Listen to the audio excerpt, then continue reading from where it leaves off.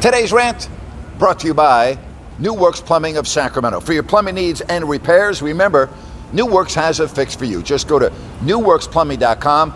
Remember, they're available around the clock 24/7 for all of your plumbing needs. That's NEWWRXplumbing.com. Hey, today, join me live, 3 o'clock Pacific on Listen Up. I'll tell you, this week has been great, particularly the last 2 shows. If you missed them, check them out on your favorite podcast platform or go to my website, ifyoudon'tlikethat.com.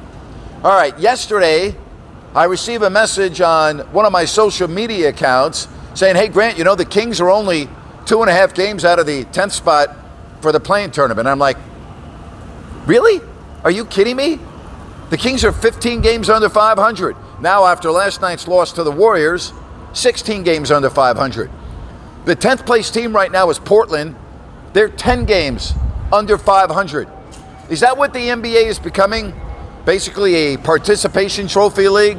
Doesn't matter if you're 10 games, 11 games, 12 games, 13 games under 500.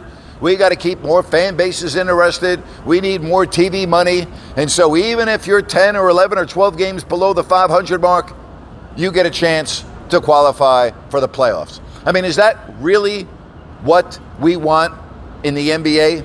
And if you're a Sacramento Kings fan, you're not really contemplating the 10th spot, are you?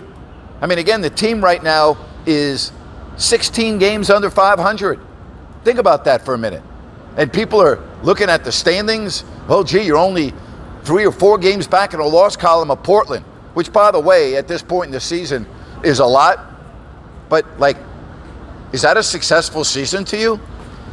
Is that how bad things have gotten in Sacramento? Actually, don't answer that question. I already know the answer to that.